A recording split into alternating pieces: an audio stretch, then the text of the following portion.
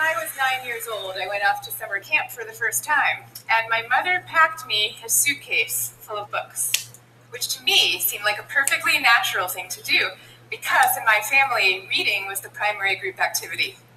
And this might sound antisocial to you, but for us, it was really just a different way of being social. You had the animal warmth of your family sitting right next to you, but you were also free to go roaming around the adventure land inside your own mind. And I had this idea that camp was going to be just like this, but better. I had a vision of 10 girls sitting in a cabin, cozily reading books in their matching nightgowns. Camp was more like a keg party without any alcohol. And on the very first day, our counselor gathered us all together, and she taught us a cheer that she said we would be doing every day for the rest of the summer to instill camp spirit. And it went like this.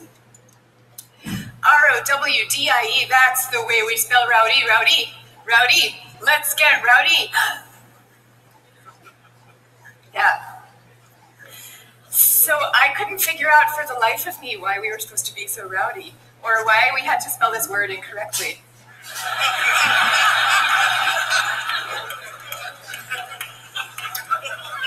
But I recited the cheer along with everybody else. I did my best. And I just waited for the time that I could go off and read my books.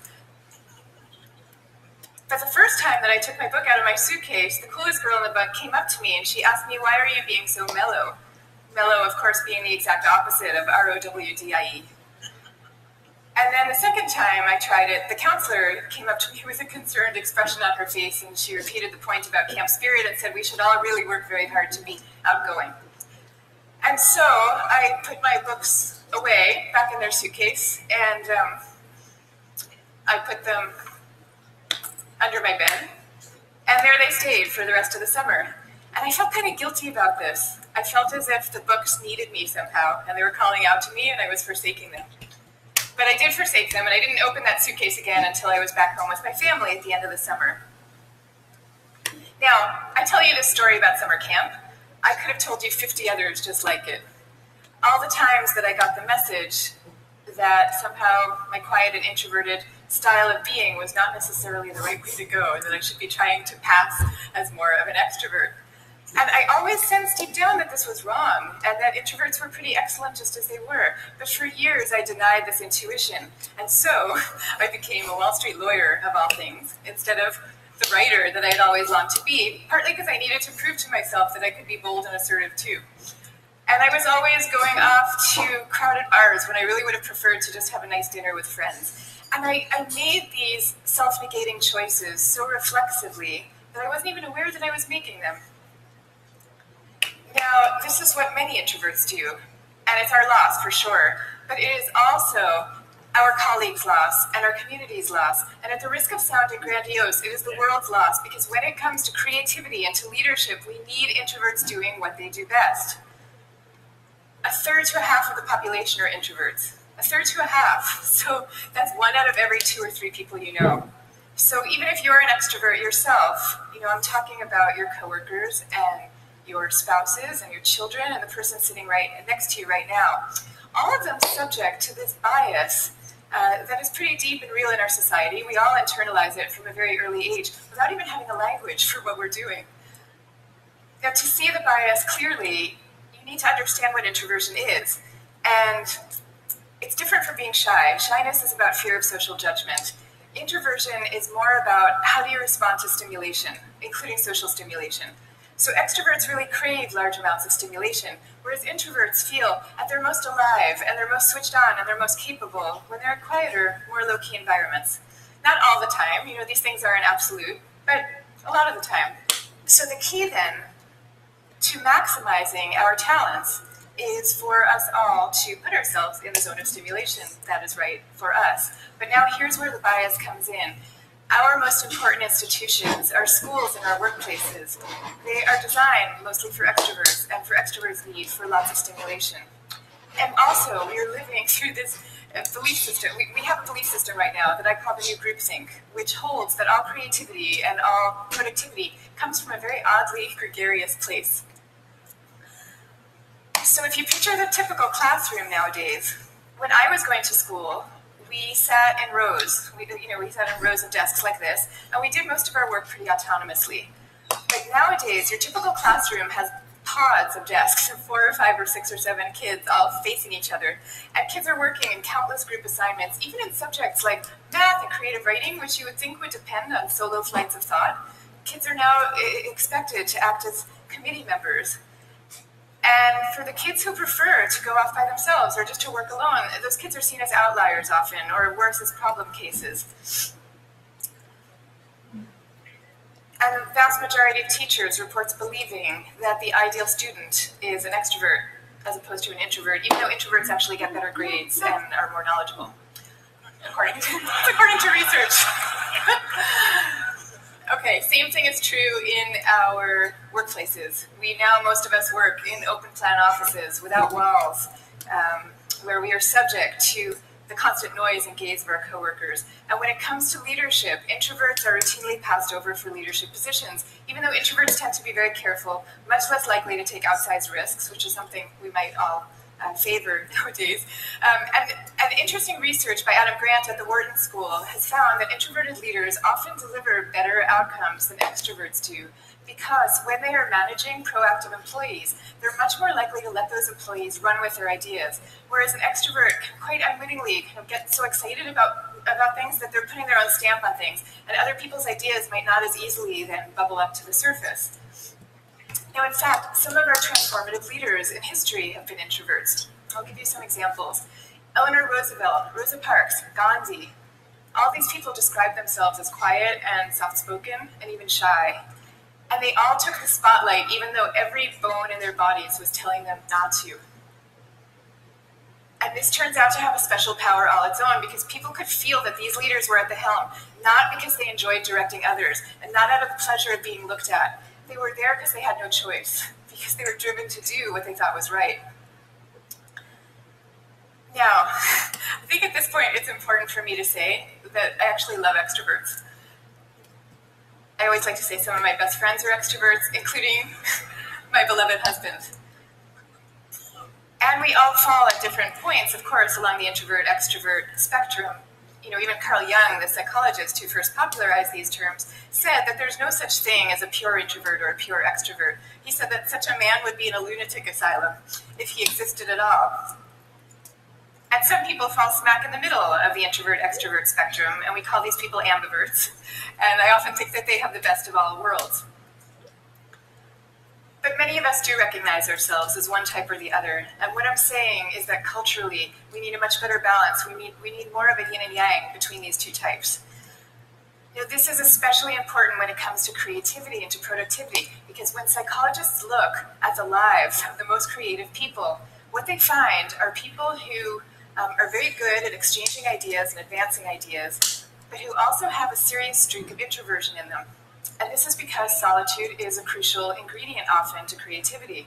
So Darwin, he took long walks alone in the woods and emphatically turned down dinner party invitations. Theodore Geisel, better known as Dr. Seuss, he dreamed up many of his amazing creations in a lonely bell tower office that he had in the back of his house in La Jolla, California. And he was actually afraid to meet the young children who read his books for fear that they were expecting him to be this kind of jolly Santa Claus-like figure and would be disappointed with his more reserved persona. Steve Wozniak invented the first Apple computer, sitting alone in his cubicle in Hewlett-Packard, where he was working at the time. And he says that he never would have become such an expert in the first place had he not been too introverted to leave the house when he was growing up. Now, of course, this does not mean that we should all stop collaborating. And case in point is Steve Wozniak famously coming together with Steve Jobs to start Apple Computer. But it does mean that solitude matters, and that for some people it is the air that they breathe. And in fact, we have known for centuries about the transcendent power of solitude. It's only recently that we've strangely begun to forget it. If you look at most of the world's major religions, you will find seekers, Moses, Jesus, Buddha, Mohammed, seekers who are going off by themselves, alone, to the wilderness, where they then have profound epiphanies and revelations that they then bring back to the rest of the community. So no wilderness, no revelations. This is no surprise, though, if you look at the insights of contemporary psychology. It turns out that we can't even be in a group of people without instinctively mirroring and mimicking their opinions, even about seemingly personal and visceral things like who you're attracted to. You will start aping the beliefs of the people around you without even realizing that that's what you're doing. And groups famously follow the opinions of the most dominant or charismatic person in the room, even though there's zero correlation between being the best talker and having the best ideas. I mean, zero. So you might be following the person with the best ideas, but you might not. And do you really want to leave it up to chance? Much better for everybody to go off by themselves, generate their own ideas, freed from the distortions of group dynamics, and then come together as a team to talk things through in a well-managed environment and take it from there. If all this is true, then why are we getting it so wrong? Why are we setting up our schools this way and our workplaces? And why are we making introverts feel so guilty about wanting to just go off by themselves some of the time? One answer lies deep in our cultural history. Western societies, and in particular the US, have always favored the man of action over the man of contemplation.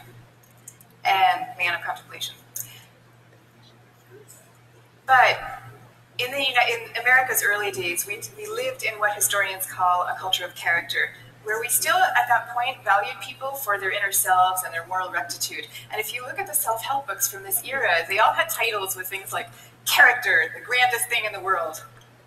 And they featured role models like Abraham Lincoln, who was praised for being modest and unassuming. Ralph Waldo Emerson called him a man who does not offend by superiority.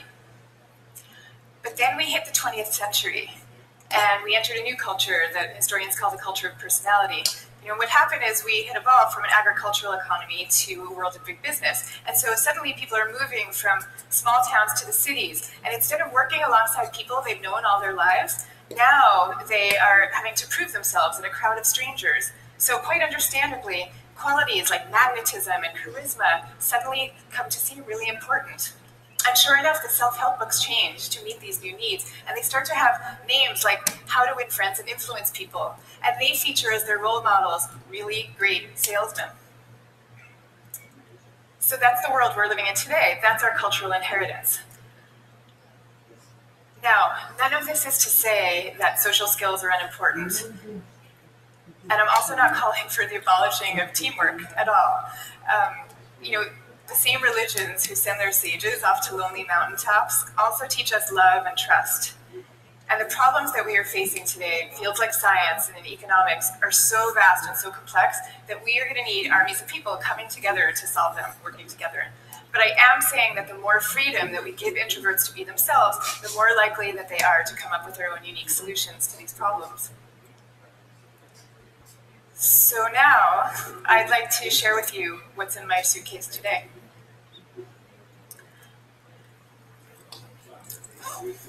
Guess what? Books. I have a suitcase full of books. Here's Margaret Atwood, Cat's Eye. Here's a novel by Milan Kundera. And here's The Guide of the Perplexed by Maimonides. But these are not exactly my books. I brought these books with me because they were written by my grandfather's favorite authors. My grandfather was a rabbi, and he was a widower who lived alone in a small apartment in Brooklyn. That was my favorite place in the world when I was growing up, partly because it was filled with his very gentle, very courtly presence, and partly because it was filled with books. I mean, literally, every table, every chair in this apartment had yielded its original function to now serve as a surface for swaying stacks of books. Just like the rest of my family, my grandfather's favorite thing to do in the world was to read. But he also loved his congregation, and you could feel this love in the sermons that he gave every week for the 62 years that he was a rabbi. He would take the fruits of each week's reading, and he would weave these intricate tapestries of ancient and humanist thought, and people would come from all over to hear him speak. But here's the thing about my grandfather. Underneath this ceremonial role, he was really modest and really introverted, so much so that when he delivered these sermons, he had trouble making eye contact with the very same congregation that he'd been speaking to for 62 years. And even away from the podium, when you called him to say hello, he He would often end the conversation prematurely for fear that he was taking up too much of your time. But when he died at the age of 94, the police had to close down the streets of his neighborhood to accommodate the crowd of people who came out to mourn him. And so these days I try to learn from my grandfather's example in my own way. So I just published a book about introversion, and it took me about 7 years to write. And for me, that 7 years was like total bliss because, I was reading, I was writing, I was thinking, I was researching. It was my version of my grandfather's hours a day alone in his library. But now, all of a sudden, my job is very different. And my job is to be out here talking about it, talking about introversion.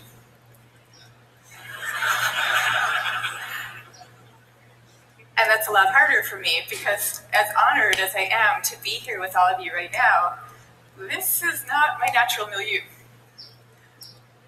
So I prepared for moments like these as best I could. I spent the last year practicing public speaking every chance I could get, and I called this my year of speaking dangerously. And that actually helped a lot. But I'll tell you, what helps even more is my sense, my belief, my hope, that when it comes to our attitudes to introversion and to quiet and to solitude, we truly are poised on the brink of dramatic change. I know we are.